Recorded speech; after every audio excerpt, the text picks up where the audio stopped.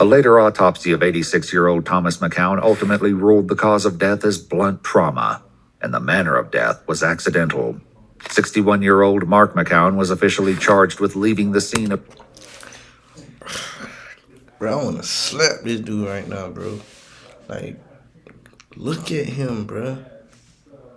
You know what you did, bro? of a crash involving death and was released from jail on a $50,000 bond. The following April, he entered a plea of not guilty. In exchange for a plea deal, he later changed his plea to guilty and was sentenced to 10 years of probation. What's good, YouTube? Welcome back to another reaction video. Today we're going to be reacting to man realizes he killed his dad by running him over multiple times. Without talking our heads off, let's get into the video. Let's see what happened. So his bone, like he said, his arm was dangling, holding on by flesh. Did he say like why he didn't want to stay on scene if his friend was just hit? He didn't act like he even knew who it was. It didn't just strike your dad. It rolled over your dad. It backed over your dad. And then it went over your dad again. This is it. It is? This is it. Yeah. Who drove it? I don't know. Whatever you do, don't touch anything. On Veterans Day 2023, an elderly man is found barely clinging to life after a brutal hit and run in the parking lot of a bar. As Pinellas County deputies race to track down the vehicle that fled the scene, chilling new details come to light, sending investigators toward a horrifying realization. This one's getting worse and worse. Well, I mean, it can't get any worse because your dad's dead. The following report is based on official police. Bro, like, this nigga just heard his dad is dead and he's not even crying. Like, nigga, what kind of son are you? Records, and most of the footage has never been seen before until now. Just before 9 p.m. on November 11th, 2023, Pinellas County deputies arrive at the R Bar in Treasure Island, Florida, where they survey the aftermath of a brutal hit-and-run incident. The victim, 86-year-old veteran Tom McCown, was rushed to the hospital with life-threatening injuries. Well, that's skin right there. That's gonna be bone. Yeah, there, I don't know. Well, so his bone, like he said, his arm was dangling, holding on by flesh. Yeah. But I mean, I don't think those are going to be from his shoes. Those look like Bone. But the watch is pretty messed up. Yeah, with the watch. So that's what does it. So that one goes that way, and then this one goes this way. That's what throws me off. Well, Can you guys go interview them before they close up and have to leave? So that being said, make sure you get. he was flat on his back, head this way, body. Yeah, I already got Okay. them. Yeah. All right. Gotcha. There's his hearing aid right there. Yeah, he's an older dude. Tom's belongings are scattered across the scene, including a broken watch, a hat, sandals, and a hearing aid. Reports note that gouge marks... Bro, imagine you birthed your son. I mean, you know, you had your son, not birthed him because the lady did, whoever he had the kid with. And then later on, 80 years later in your life, he's the one that kills you. Like, I'd be mad as fuck, man. Like, and then this dude is like, he don't even care. Like, I don't know if his dad was a dickhead or anything, but bro, like, come on, bro. That's a life. in the asphalt suggest Tom had been dragged. Witnesses claim to see a vehicle, possibly a black pickup truck, leaving the scene. The key fob to a Ram was found among Tom's belongings, but the truck was nowhere to be found. Deputies head inside to speak with bar employees, who explained Tom had not been alone in the bar that night. This guy is the guy that they were saying it was with him. I know it's the back of him, but They both had the same shirts on. They just came. They were celebrating this at the Legion before they came here. So they just left the Legion. Okay. The image shown to deputies depicts a white male wearing a white long-sleeve shirt, blue shorts, and brown sandals. He appears to have dark-colored hair and a balding head, but the photo was taken from behind, showing only his back. The bartender who served the two men shares critical information with deputies. Tom, I believe, has a residence here because he's here for 5-6 months every year. Okay. The other guy, like I said, I don't know him, but they were together. They were paying for everything together. So. Okay. Did he seem like a local, or did he seem like he's... It's the other guy. I mean, he didn't have like a real. Usually when I react to videos, I be playing and laughing, but I ain't gonna lie. this video is pretty serious, bro. Like, I'm not laughing about this one. No hard accent or anything. I mean, I don't know if he was a snowbird too, but he seemed pretty familiar. As deputies continue to gather details at the scene, one heads to the hospital to meet with Tom's son, 61-year-old Mark McCown, who's... Look at him, man. Like, he looks like he don't give a damn. Like, that shit really hurt me, bro. Just learned that his father did not survive the incident. We've been out all afternoon. What time did you get here today? We got in about 11:30 this morning. You drove here from Michigan? Left at 5 o'clock, got here at 11:30, about 18 and a half hours. It's average. 18? Let me get my water, guys. Yeah, wow, it's a long drive. Mark explained that Tom owned a business hauling and fixing damaged boats, which Mark now manages, and confirms his father's plan was to stay in Treasure Island until the spring. As their conversation continues, details about what they did next leads deputies toward a grim realization. So anyways, we got here, got unloaded, he got things kind of half squared away, he was all geeked, excited, and Right. then we went out, decided we'd try the American Legion in Madeira Beach. Okay. That's one of my favorite One here, places. John's Pass. Went there, had a few drinks, he talked to some people, and then we went over to the one in Treasure Island. We sat there, had a few drinks, then we decided to go to the yard. We want to go to the yard bar, that's his favorite place to go. We went in there, had a few drinks, and then we were gonna leave and go back to the other Treasure Island and one across the road and then go home. Okay. Deputies noted a strong odor of alcohol coming from Mark's breath and person during their conversation. Based on Mark's own account, it appears that he was the one who was earlier seen with Tom at the bar just before the incident, raising serious questions. So when you were at the R bar, did you guys leave together?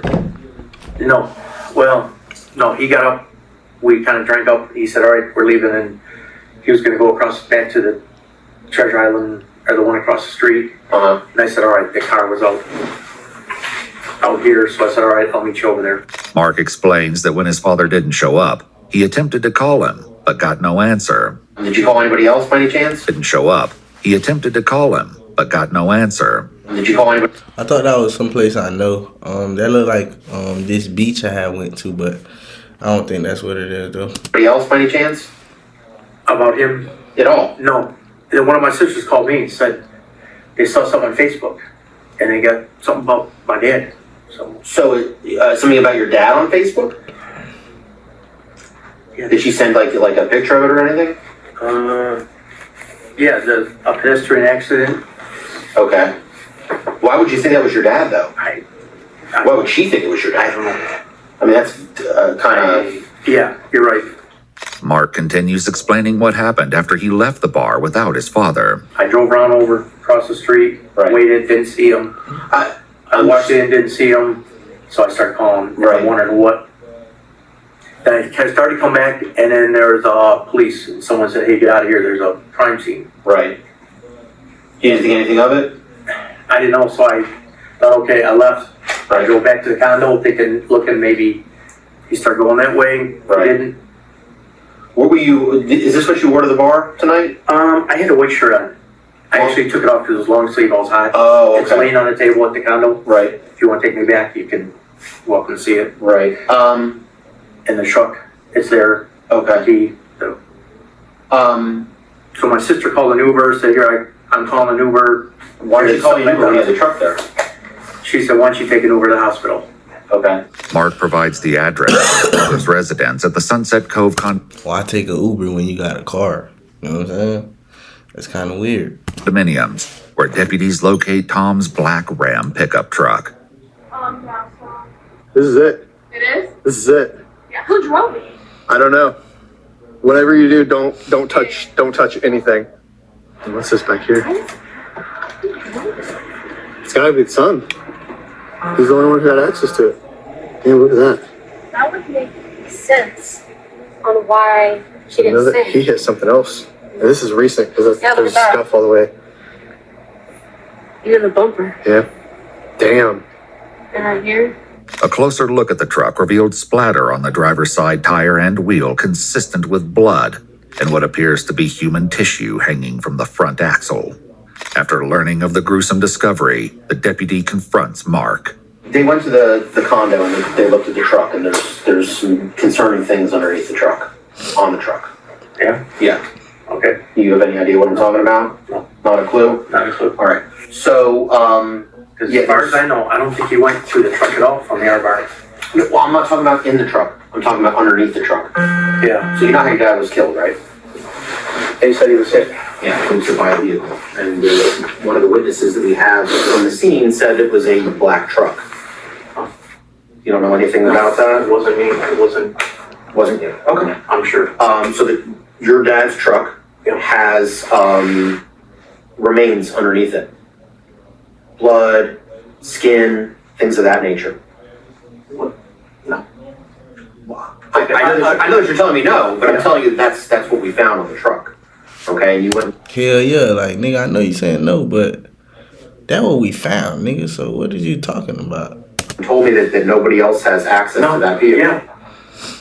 Okay, so you don't know anything about how that got there? Okay, your whole demeanor has changed now. You recognize that? No, but I mean, I'm a little taken aback that you're saying there's stuff on the truck. Right. Do you think that maybe you were intoxicated when you were driving away from there? You've been out drinking all day? I had a few. Yeah. But More than normal? probably a little more than. Deputies were able to obtain surveillance footage from the parking lot. At approximately 8:28 p.m., a man presumed to be Mark exits the bar first and enters the driver's side of the truck. The second male, presumed to be Tom, exits next and walks slowly toward the vehicle. For unknown reasons, Tom appears to fall down in front of the truck as the headlights go on, and is seen lying directly in front of the truck wheels. The vehicle moves forward and appears to jump up and down, consistent with running someone over. As the deputy describes what they saw next, the conversation with Mark takes a dark turn. We've got a vehicle leaving the parking lot, and what we think is that vehicle struck your dad. Okay? But the problem that I have is it didn't just strike your dad, okay? It rolled over your dad, it backed over your dad, and then it went over your dad again. That's the problem that I have. No way I could have. I'm telling you that that's what happened right before I came here. There's no way I could have done it. Before questioning Yes, it is. You know what you did, bruh. You know what I'm saying? Now you gonna pay. continues, the deputy reads Mark his Miranda rights. I mean, am I under arrest? You're being questioned right now, okay? Yeah, You're free to go. I can't believe I did. I'm blown away. So I guess Really. What? You know you hit him, bruh. I got one. Do you want to continue with the interview? What do you mean continue? Well, I'm going to continue to ask you questions. I advised you of your rights, okay? So you said you understood your rights. My question to you is, do you want to continue with this interview? Oh, you mean Continue answering questions. get a lawyer? I'm asking you if that's what you want.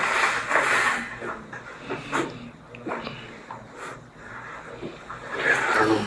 My best job is to get a lawyer, but I got nothing to.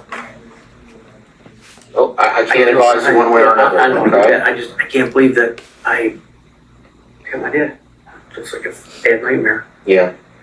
So my sergeant gave me some more information, okay? And what he said to me was that your vehicle, that truck, your dad's vehicle, actually comes back to the scene more than once.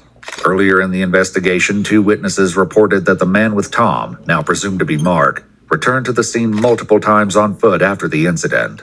On one occasion, a witness claimed to have directly confronted him. She goes, "You drive a black GMC pickup truck." And he looked at her and he said, "No." And she looked at me dead in the face and she said, "I stared at him through his windshield. I know that's the guy driving the car." That's what the cop said. That's what the lady who called the cops said. Did he say like why he didn't want to stay on scene if his friend was just hit? They didn't, he didn't act like he even knew who it was. Still, Mark insists he has no memory of the event. This one's getting worse and worse. Well, I mean, it No, can't get any worse because your dad's dead. I mean, that's as bad as it can get, you know?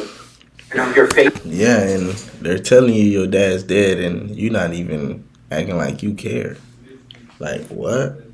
Facing your dad, Can't believe I didn't see you got your dad in the headlights, and you go around him like he's just, you know, another person laying on the ground, like a piece of garbage laying on the ground. You drove around him. It's my dad. Yeah, but why would you do that? You drove around him I don't remember doing and it. didn't get out of the car to try and help him. I would have got out. I get it. Totally. I would have got out and helped him. I don't remember. But you didn't get out and help him. Okay? You were driving that truck. You didn't get out and help him. I'm still trying to figure out why you would hit your dad and then back over him and then drive over him again. Were you angry at him? No, not at all. Well, that seems like a pretty angry thing to do. It's one thing to hit your dad with the car. I mean, that's maybe an accident, okay? But we're talking about hitting him, backing over him, and then driving over him again. Did your dad owe you money? No. Was he taking too much from the business? No. Not paying you enough? Not giving you enough attention? No. As far as the business goes? No, things have been good. I mean, You guys get in an argument on the way here? no, None at all. no. We got along great. There's got to be some reason why you would not only hit your dad, but then back over him and then go over him again. And then come back to watch him die in the middle of the parking lot.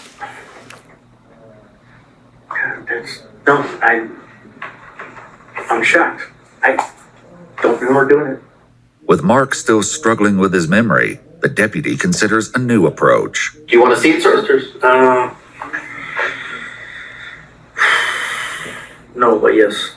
I don't know what that means. I really don't. This nigga really laughing right now when his dad is been confirmed like dead, and he's laughing. Yeah, something's wrong with this dude right here, bro. Don't, but yeah, I want to see it then. I mean, it's not, you can't see your dad dying or anything like that. It's just a truck rolling over something. If something happens to be your dad. That's the truck right there. That's the front bar. Your dad's already lying on the ground. It's went over it again.